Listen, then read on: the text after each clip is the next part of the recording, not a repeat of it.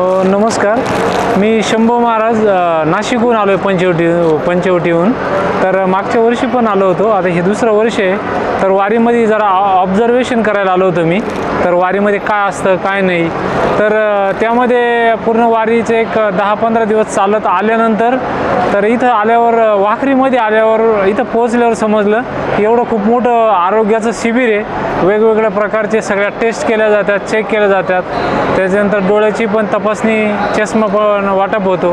तर इथून आतमध्ये गेल्यानंतर त्यांनी फॉर्म भरून घेतला व्यवस्थित आणि विचारलं, लिहून घेतलं आणि त्यांनी 11 नंबर 1 नंबर अशा ठिकाणी आम्हाला पाठवलं।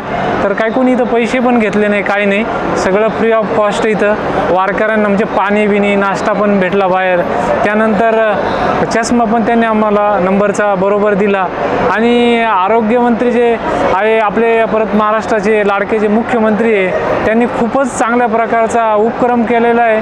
तर इथं येऊन खूपच आनंद वाटला आणि खूपच एक मनाला चांगलं वाटलं एकदम खूप। आरोग्यमंत्री आणि जे मुख्यमंत्री यांचेवाले खरंच आभार मानायला पाहिजे ते। आणि अशा गोष्टी वारकऱ्यांसाठी, समाजासाठी व्हायला पाहिजे ते। आणि जे सावंत साहेबांचं नाव ऐकलं आहे, इथलं मुख्यमंत्री साहेबांचं ऐकलं इथलं, तर खूपच एक आपल्याला वाटतं की आपले जे प्रतिनिधी आहेत तर ते आपल्यासाठी खूपच चांगली कामं करतात।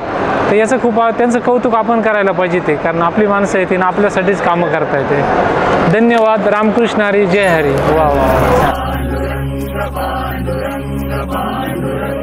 उभ्या जन्मात विठ्ठला, वारी चुकायाची नाही,